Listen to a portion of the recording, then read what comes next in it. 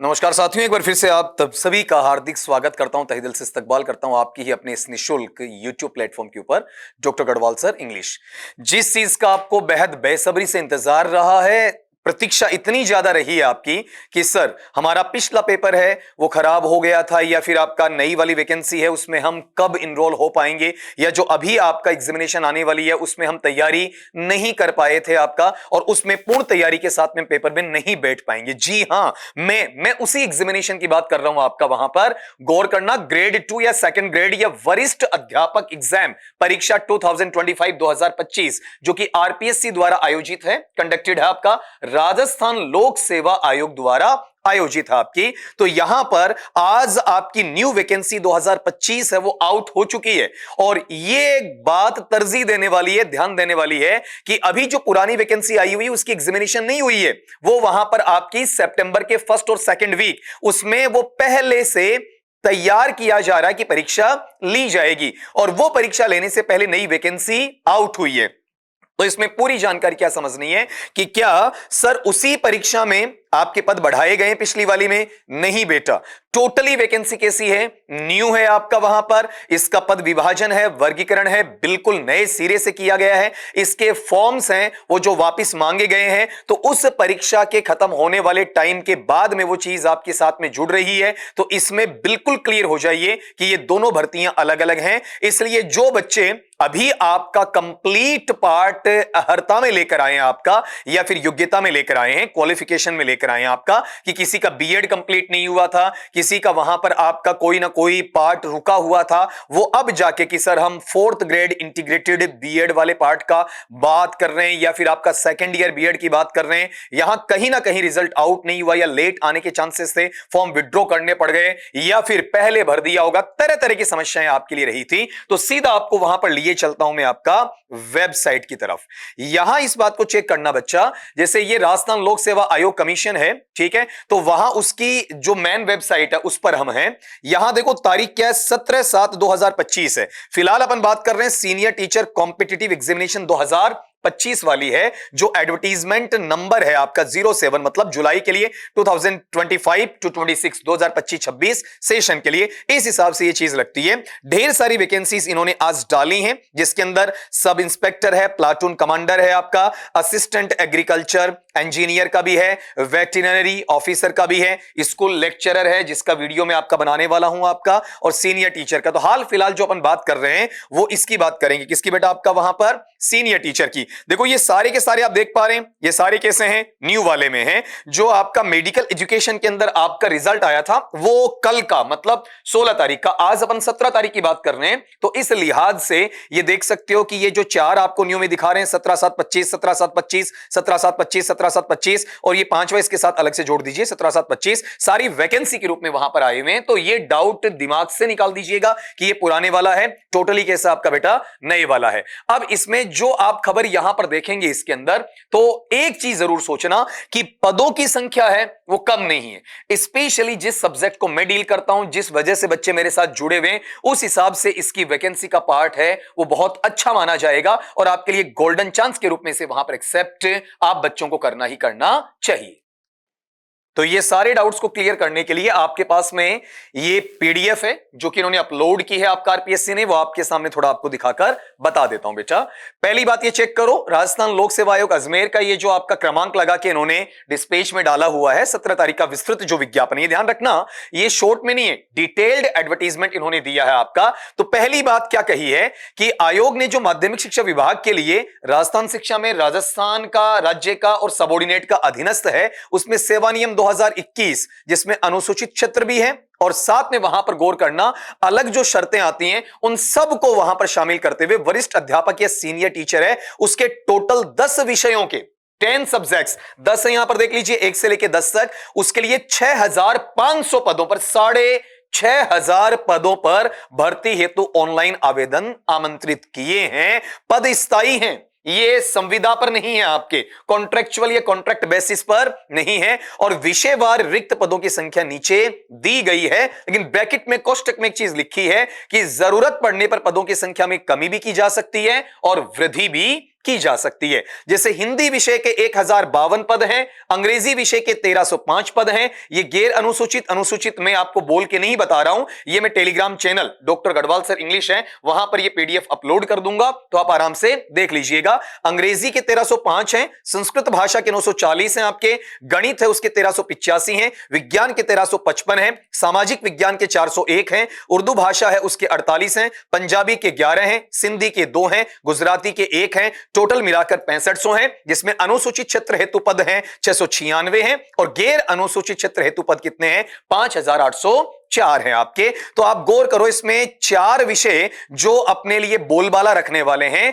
जिसमें आपका वहां पर विज्ञान आ जाता है, गणित आ जाता है, अंग्रेजी आ जाता है, हिंदी और इन्हीं के नियर बाई आपका संस्कृत भी आ जाता है। तो 5 हैं, 5 में पदों की भरमार हमें देखने को वहां पर मिल रही है। जो टफ कंपटीशन सामाजिक विज्ञान में रहता है उसमें केवल 401 पद हैं, तो वहां कंपटीशन भी ज्यादा होता है, बच्चे हैं, बच्चों की तैयारी भी अच्छी होती है, कोचिंग भी बहुत जगह अवेलेबल होती है, सब कुछ रहता है। लेकिन एक एक बीच में इंफॉर्मेशन दूंगा कि जो हमारा ऑनलाइन प्लेटफॉर्म है आपका डॉक्टर गढ़वाल सर इंग्लिश, वहां जो प्ले स्टोर से जाके आप उसे डाउनलोड करते हैं, रजिस्टर करते हैं, फिर लॉगिन आपका करते हैं, तो यह ध्यान रखिएगा इसी वीक के अंदर, पुराना नहीं, टोटली न्यू, रिफ्रेश्ड, अफ्रेश्ड आपका वहां पर ग्रेड 2 इंग्लिश सब्जेक्ट है, वो कोर्स लॉन्च होने जा रहा within this week, very soon का मतलब यही बोला जाएगा। अब ये ध्यान रखना, आगे चलकर जब हम इन नोट वगैरह को पढ़ते हैं तो इसमें मोटी बात क्या आती है कि वर्गवार जो रिक्तियां आती हैं उनका भी वहां पर बताना पड़ेगा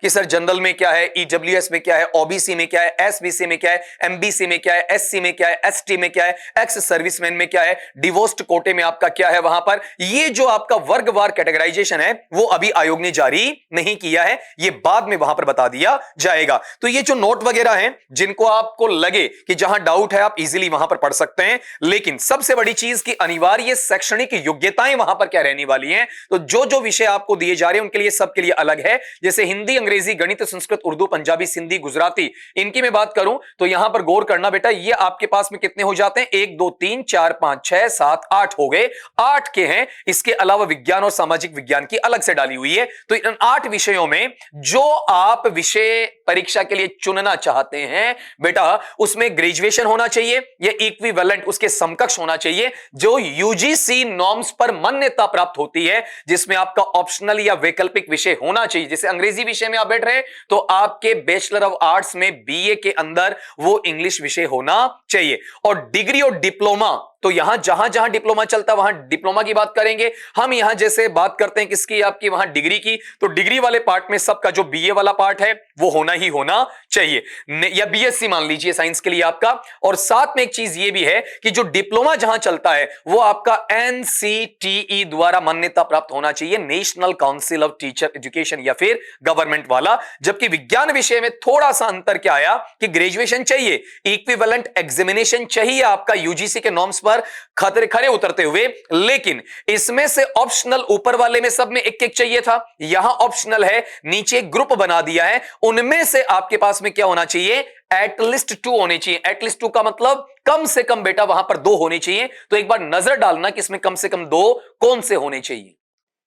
जो विषयों की लिस्ट इन्होंने दी है वो ये कि physics, chemistry, zoology, botany, microbiology, biotechnology, biochemistry and degree और diploma in the education recognized by National Council of Teacher Education government. वो चीज तो नॉर्मल है, लेकिन देखो physics, chemistry, zoology, botany, microbiology, biotechnology है या फिर बायोकेमिस्ट्री है, इनमें से आपके पास में ऑप्शनल के अंदर कितना, एक नहीं बल्कि 2 होने चाहिए। ऊपर जो अपन हिंदी, इंग्लिश, मैथमेटिक्स, संस्कृत, उर्दू, पंजाबी, सिंधी, गुजराती, इनके अपन बात कर रहे हैं, तो जिस विषय से आप दे रहे हैं वही विषय आपका वहां पर ऑप्शनल में रहना चाहिए। लेकिन साइंस के लिए आपके पास में इन दोनों में से एक होना चाहिए आपका। जब सोशल साइंस की बात करते हैं, सोशल स्टडीज, सामाजिक विज्ञान या सामाजिक अध्ययन की बात करते हैं, तो ग्रेजुएट और इक्विवेलेंट एग्जामिनेशन है आपका, ये तो रहेगा, लेकिन इसमें भी 2 विषय चाहिए आपका नीचे दिए हुए ग्रुप के अंदर आपके वैकल्पिक विषय के तौर पर, जैसे हिस्ट्री है, ज्योग्राफी है, इकोनॉमिक्स है, पॉलिटिकल साइंस है, सोशियोलॉजी है, पब्लिक एडमिनिस्ट्रेशन है और कौन सा, फिलोसफी। और साथ में वही आपका एनसीटीई, एनसीटीजी के द्वारा जो डिग्री या डिप्लोमा है आपका एजुकेशन रिकॉग्नाइज्ड बाई है, तो वो तो एक अलग फैक्टर हो गया। लेकिन जो मोटी चीज हमें देखने को मिल रही है वो मोटी चीज है कि इनमें से ग्रुपिंग के आधार पर यह चीज आपके पास होनी चाहिए। तो यहां पर आपको यह समझ में आया क्या कहना चाह रहा हूं कि अपने पास में दो दो का पार्ट यहीं चाहिए, एक तो साइंस में चाहिए और एक एसएसटी में चाहिए। क्लियर हुआ होगा कि मैंने क्या कहना चाहा है। हालांकि ये चीज मैं आपको पीडीएफ में भेजने वाला हूं तो प्रॉब्लम वहां पर नहीं आती है, विड्रॉल वाली है, ये सारी जानकारी वहां पर मिलने वाली है आपको लेटर ऑन। ये लाइन ढंग से पढ़ लीजिएगा। शैक्षणिक अर्हता संबंधी प्रावधान, पद की अपेक्षित जो शैक्षणिक योग्यता होती है कि अंतिम वर्ष की परीक्षा में सम्मिलित हो चुका है या फिर बच्चा हो रहा है, वो बच्चा भी आवेदन करने के लिए पात्र होगा। यानी आप जैसे मान लीजिए बीए बीएड है तो बीएड के लास्ट ईयर में है, इसका मतलब आप एलिजिबल हैं, फॉर्म भर सकते हैं, लेकिन सुनना, उसे आयोग द्वारा आयोजित प्रतियोगी परीक्षा से पूर्व शैक्षणिक योग्यता अर्जित करने का सबूत देना होगा। मतलब परीक्षा जिस दिन आपकी लग रही है ना, उसके ठीक पहले दिन तक आपका उसका रिजल्ट आ जाना चाहिए, नहीं तो आपको फॉर्म को विड्रॉ करना पड़ेगा। फिर इसका ये जो आपका आयु सीमा वगैरह है, ये नॉर्मल बातें 18 वर्ष 40 वर्ष वाली, ये हमेशा से आप सीखते आए। इसका जो ग्रेड पे होता है वो आपका L11 में 4200 वाला होता है। परिवीक्षा जो प्रोबेशन पीरियड होता है उसमें फिक्स पेमेंट आपको वहां पर मिलने वाला होता है। इन पर अपन बहस वहां नहीं करेंगे। ये आपकी जो आरक्षण की कैटेगरी उसमें कितने आपके लाभ दिए जा रहे हैं उसकी बात की गई है कि राजस्थान राज्य के अनुसूचित जाति, अनुसूचित जनजाति, अन्य पिछड़ा वर्ग, अति पिछड़ा वर्ग, आर्थिक रूप से कमजोर वर्ग के जो पुरुष हैं उनको वहां 5 वर्ष की छूट मिलेगी आयु के अंदर आपका, जबकि राजस्थान के अनुसूचित जाति, अनुसूचित जनजाति एवं अन्य पिछड़ा वर्ग, अति पिछड़ा, आर्थिक रूप से कमजोर वर्ग की जो महिला, उन्हें 10 वर्ष की आयु की छूट मिलेगी वहां पर। सामान्य जो अनारक्षित वर्ग की महिला है उन्हें 5 वर्ष की छूट मिलनी है आपकी। विधवा, विच्छिन्न विवाह, परित्यक्ता महिला है उनके लिए वहां पर आपका गौर करो, अधिकतम आयु सीमा बिल्कुल भी नहीं रखी गई है। वो किसी भी आयु सीमा में आपका क्या कर सकते हैं, अपने लिए एग्जामिनेशन में अपीयर हो सकते हैं। और बाकी जो अलग अलग कैडर हैं उनको अगर मैं बोलूंगा तो वीडियो काफी ज्यादा लंबा हो जाएगा, उस पर नहीं जाऊंगा, आप वहां पर पढ़ लीजिएगा ज्यादा अच्छा है। कोई प्रॉब्लम होती है तो कमेंट बॉक्स में डालिएगा ताकि उसका जवाब आपको वहां पर मिल जाएगा। चयन प्रक्रिया बेटा कैसा है कि आपका एग्जामिनेशन वहां पर लिया जाएगा आपका, इसमें इंटरव्यू सिस्टम बिल्कुल नहीं होगा। परीक्षा की जगह और महीना है वो यथा समय आपको सूचित किया जाएगा। परीक्षा की योजना और कार्यक्रम की अपन बात करते हैं तो आपका एमसीक्यूज मतलब मल्टीपल चॉइस क्वेश्चंस हैं जो वस्तुनिष्ठ प्रकार के होंगे ना आपके, उन पर वहां पर आपको यह परीक्षा का पाठ्यक्रम है वो तैयार करना होता है। और इसके लिए जो विस्तृत पाठ्यक्रम है वो आयोग की वेबसाइट है, अगर नया जारी नहीं करती तो पुराने वाला ही चलेगा, और अगर नया जारी करती है तो आपको अलग से इसके बारे में सूचित वहां पर आयोग करने वाला है आपका। अब मोटी चीज सुनना, आवेदन अवधि, ये इंपॉर्टेंट फैक्टर आ गया आपका कि 19 अगस्त 2025 से 17 सितंबर 2025 तक। तो कई बच्चों ने कहा ना कि सर ये पुरानी भर्ती है क्या, नहीं है बेटा, क्योंकि इस टाइम तो आप गौर करेंगे जब आप सितंबर में आते हैं तो सितंबर में तो वो परीक्षा क्या हो जाएगी आपकी, वहां पर स्टार्टिंग वाला पैटर्न आ ही जाना है, तो उसके बारे में अपन नहीं सोचेंगे आपका।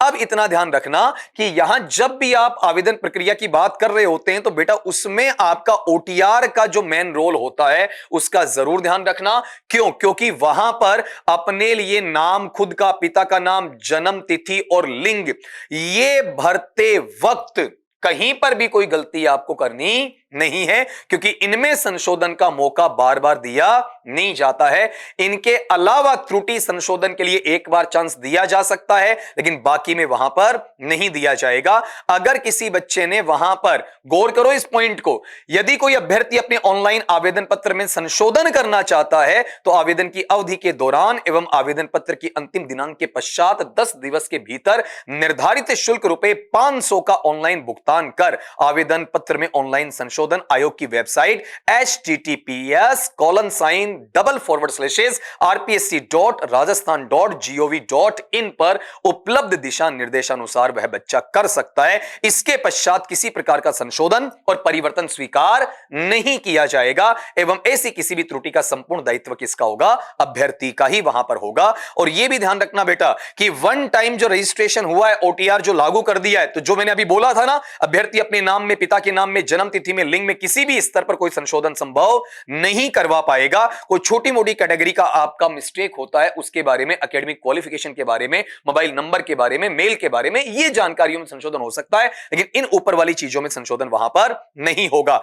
अब एक चीज कि सर हम फॉर्म भर दें, एग्जाम नहीं देते, इस पर मैं वीडियो पहले अपलोड कर चुका हूं, पूरी जानकारी दे चुका हूं, लेकिन फिर भी तुम्हारी तसल्ली के लिए आयोग की वेबसाइट पर हूं फिलहाल। आयोग क्या कहता है वो सुन लो आप। वहां पर कोई अभ्यर्थी आयोग या बोर्ड व अन्य भर्ती संस्थाओं द्वारा एक वित्तीय वर्ष में जो मैंने पहले भी बोला है, पीछे वाला वीडियो उठा के देख लेना तुम वहां पर कि दिनांक 1 अप्रैल से 31 मार्च में आयोजित 2 भर्ती परीक्षाओं में उपस्थित नहीं होता है तो ऐसी स्थिति में अभ्यर्थी के ऑनलाइन आवेदन करने की सुविधा को प्रतिबंधित या ब्लॉक कर दिया जाएगा।